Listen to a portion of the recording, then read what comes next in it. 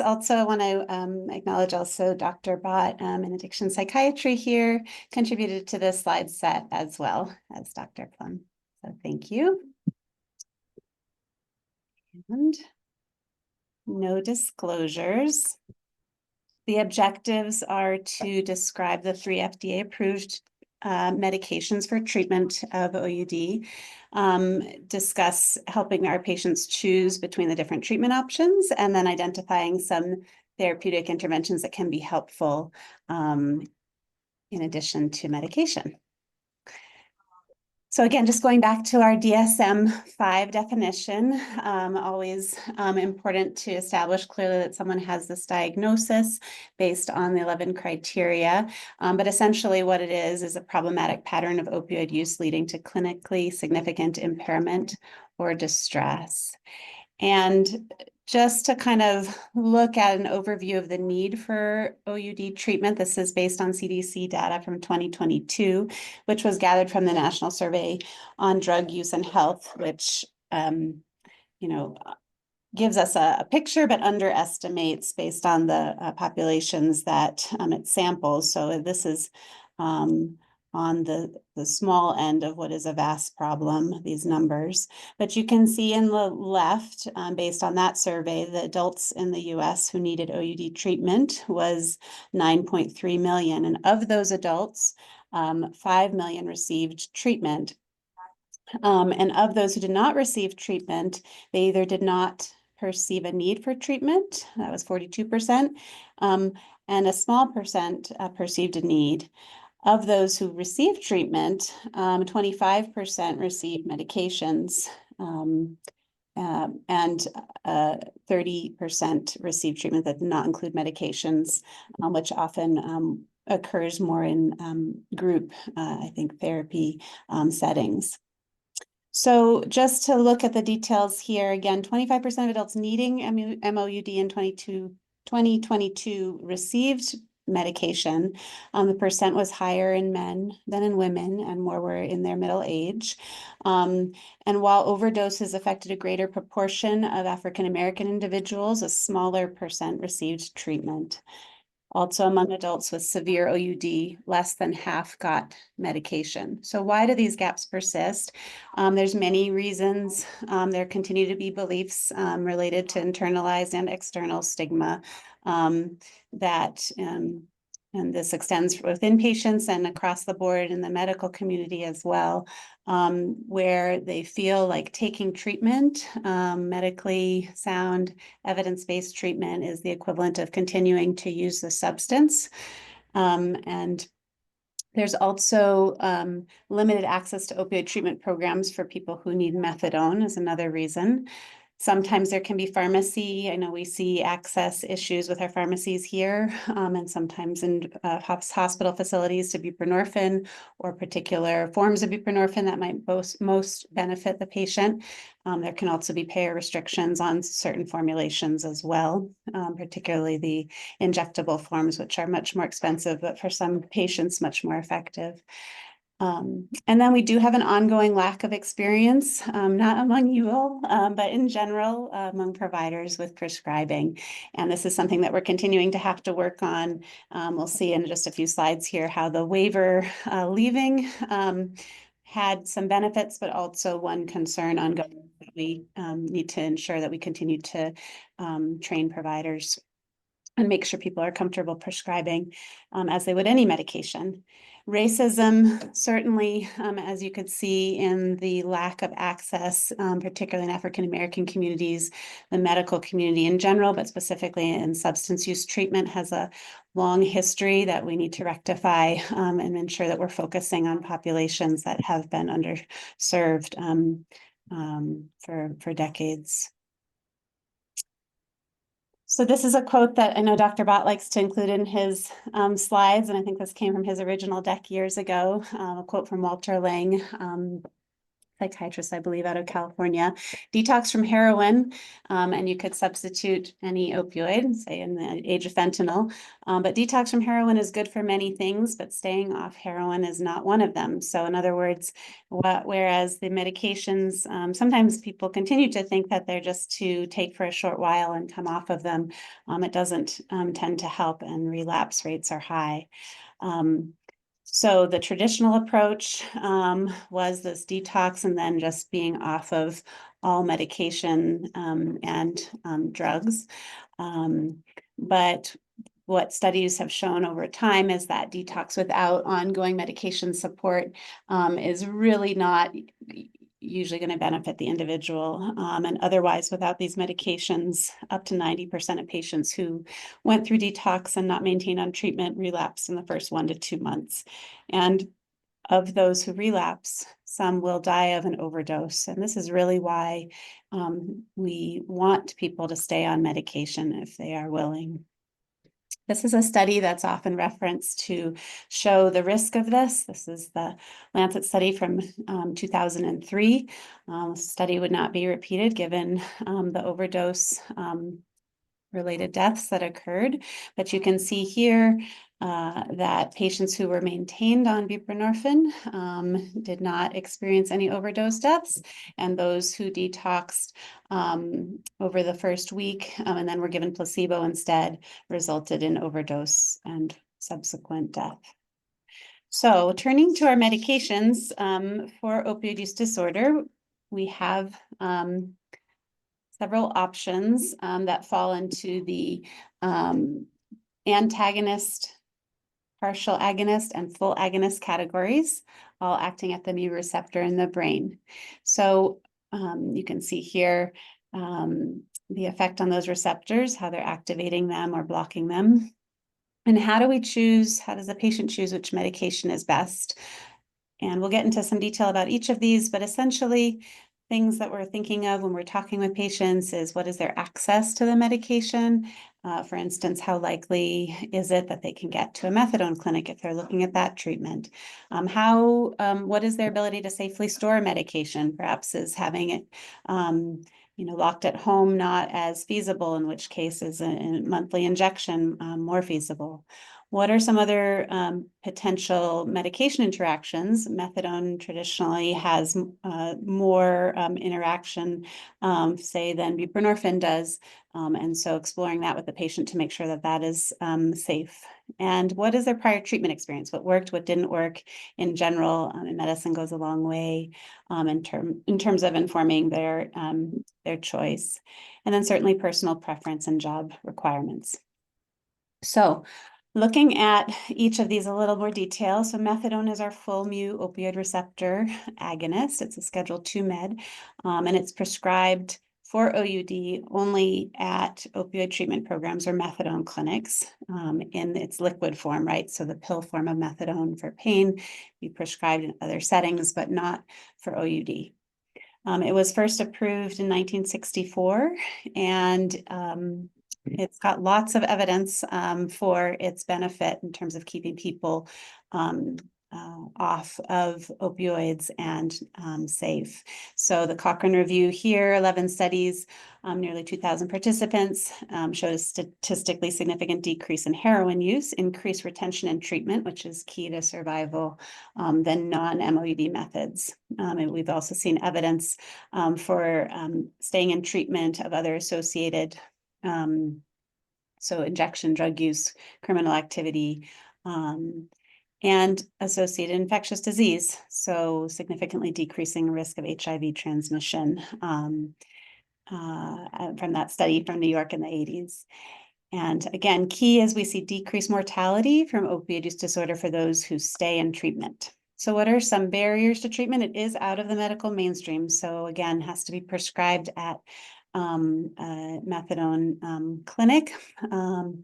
And there's some stigma associated with those clinics, oftentimes having to go to the far end of town. They're usually not centrally located.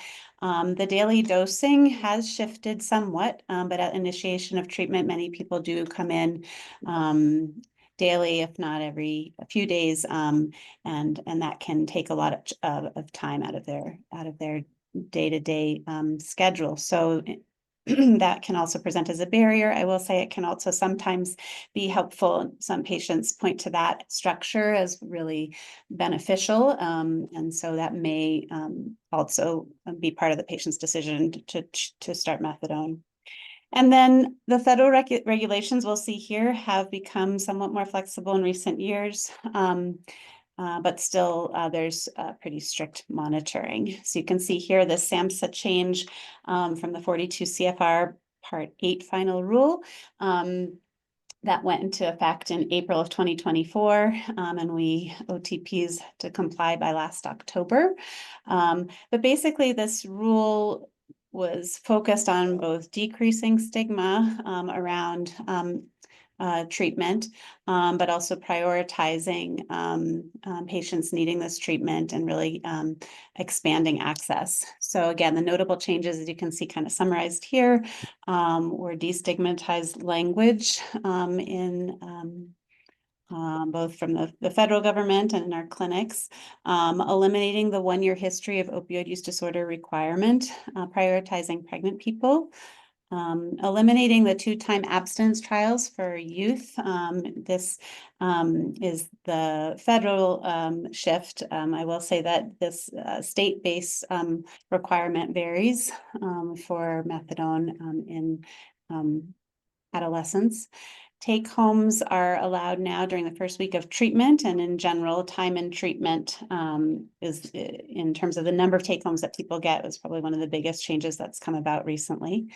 And very importantly, our NPA colleagues are initiating treatment at OTPs and able to treat patients as readily.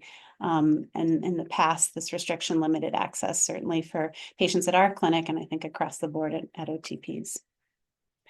Okay, so that's the quick nutshell on methadone. Now we'll do the quick one on buprenorphine, which is a partial mu opioid receptor agonist, a Schedule III med.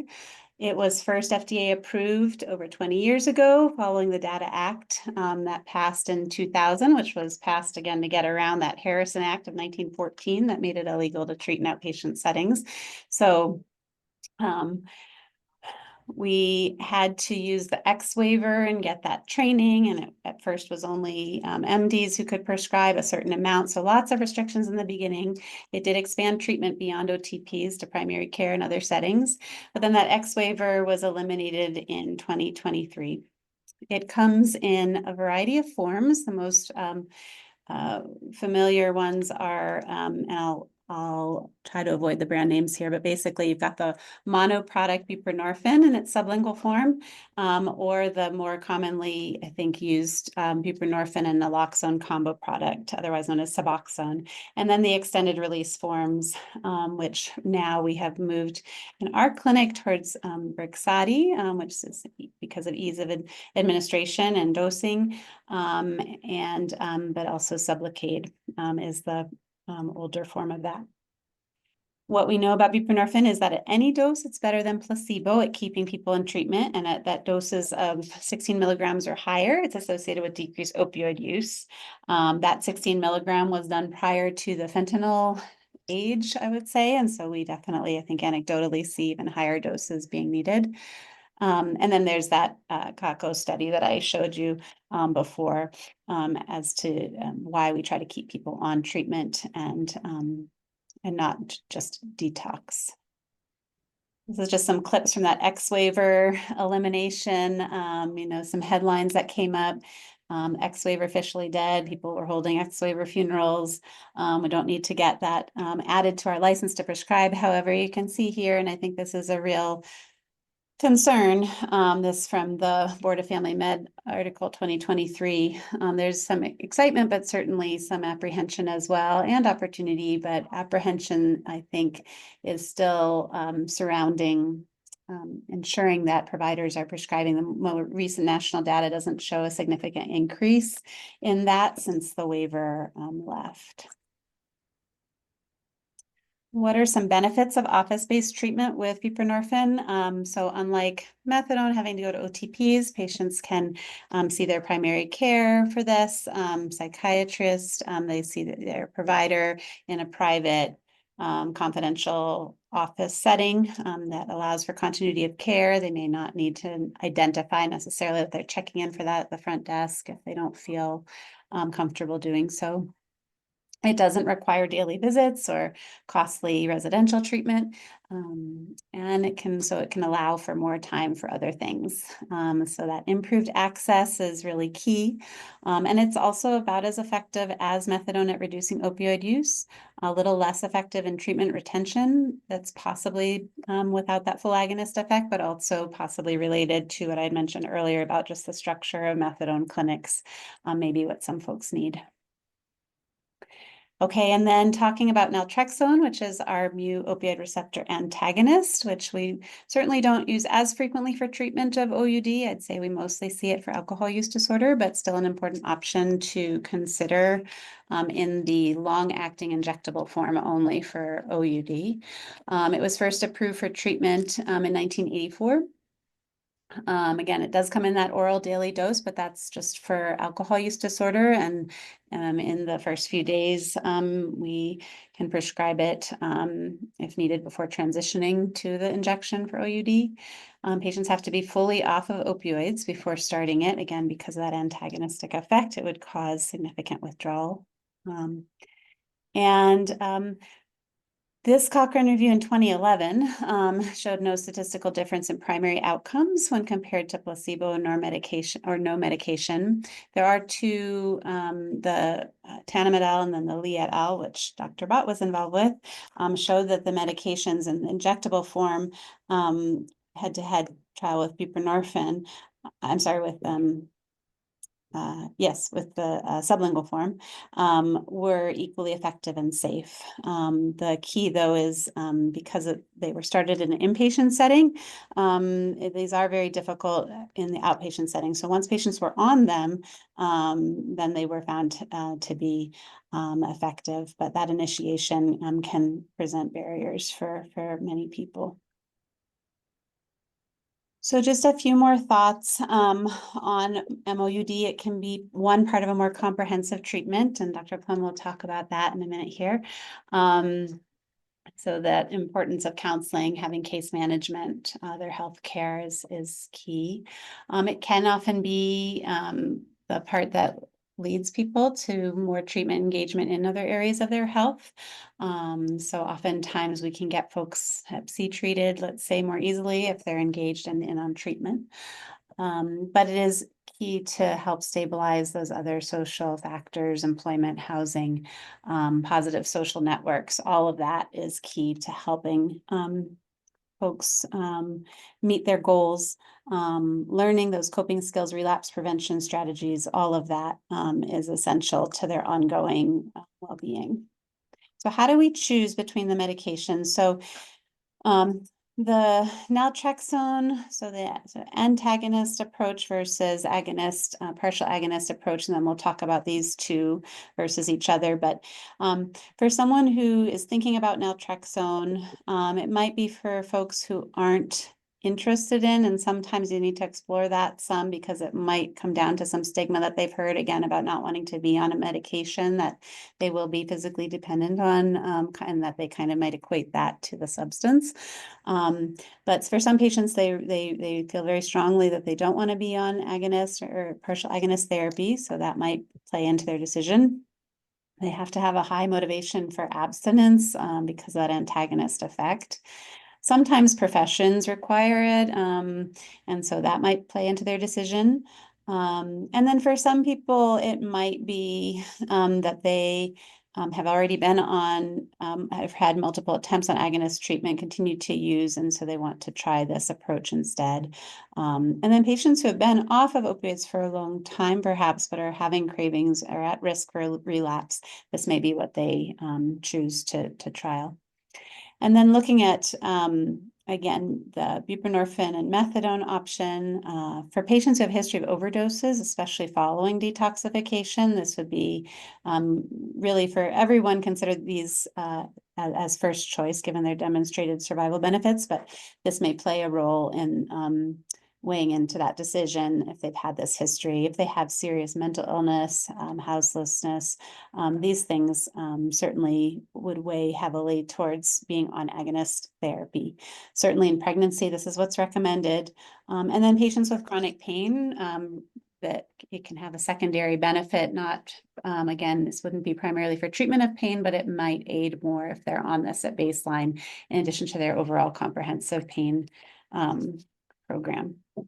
And then choosing between the agonist and partial agonist, these things can play a role in terms of the patient decision. So safety, certainly with buprenorphine, because of that ceiling effect that the partial agonist gives. Maybe the reason why they choose buprenorphine. It can be prescribed in a variety of settings, so again, less restrictions.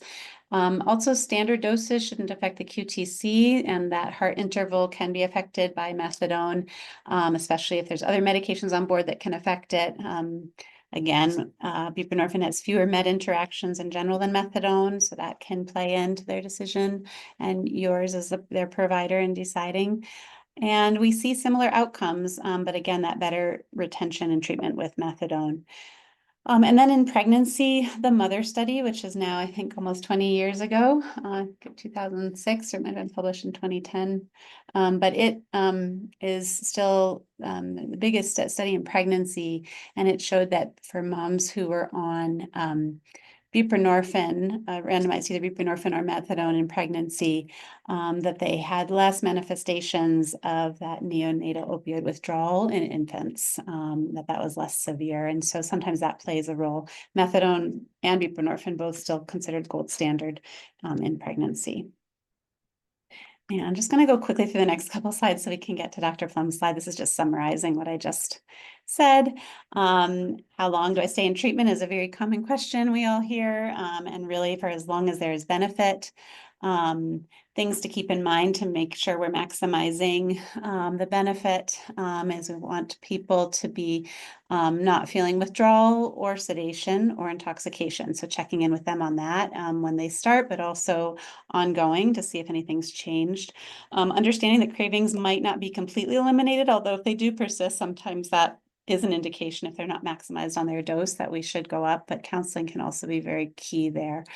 For methadone, we periodically monitor the EKG, especially at higher doses. And then we always want to make sure we're encouraging our patients to report all their medication prescriptions so that we can be aware of any possible interaction.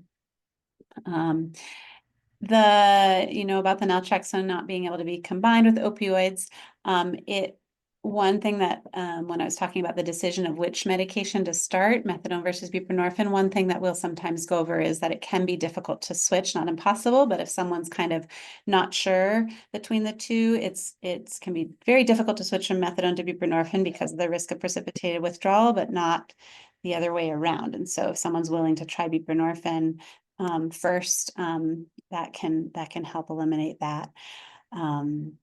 And then we want to also always go over with folks to avoid other potentially sedating substances, particularly benzodiazepine, soma, and alcohol. So we definitely here we have an integrated clinic, and in settings where that's possible, we do see that patients have better access to care. So this is just a plug for having on-site medical care at our OTPs. And I think there, sorry, I went a little bit over, Dr. Plum, but here's this slide on behavioral psychosocial modalities. Thanks so much, Dr. Jacobsohn, and I'll just go through this really quickly as kind of a very brief overview of some of the primary evidence-based treatments that we use with MOUD in conjunction.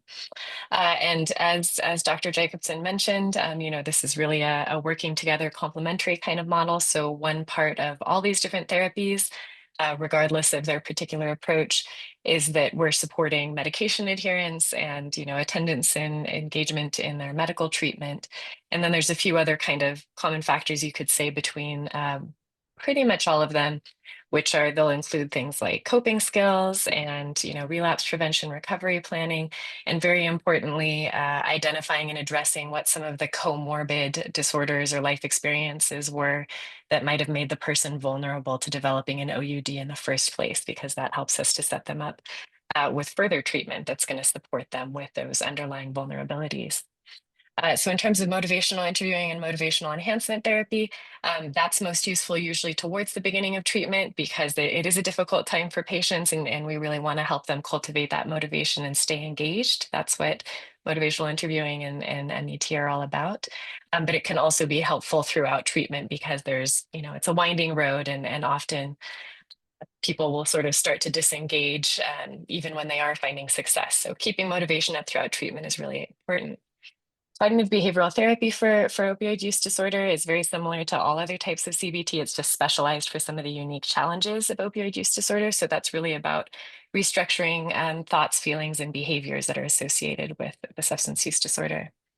The community reinforcement approach, or the adolescent community reinforcement approach for OUD, is a little bit different than CBT, but there's a lot of overlap. The main focus here is really on expanding the pro-social activities in the patient's life, so that in essence, they are feeling more rewarded by sobriety than they are by use, which I know it always sounds a little bit far-fetched, but it actually has really great evidence.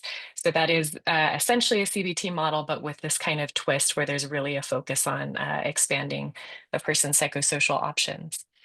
Acceptance and commitment therapy, or ACT for chronic pain, we don't usually think of traditionally with OUD, but as you all probably know, there is such a strong connection between chronic pain and OUD that we find that often when patients receive behavioral treatment for their chronic pain, sometimes they don't even need direct care for their OUD from a behavioral perspective, because that overlap is so strong.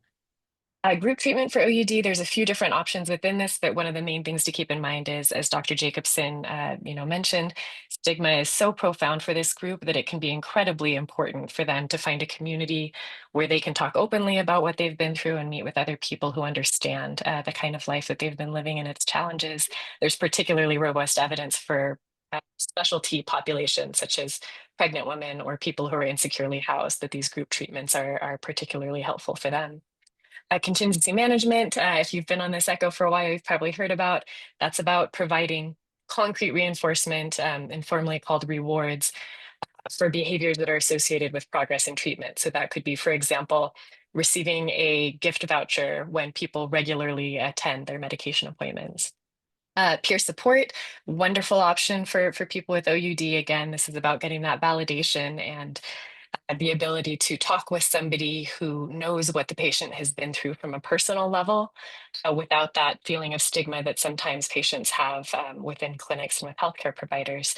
Similarly, 12-step or mutual support groups, so for example, Narcotics Anonymous or Medication Assisted Recovery Anonymous, offer that access to peers, people who really know what the patient has been through.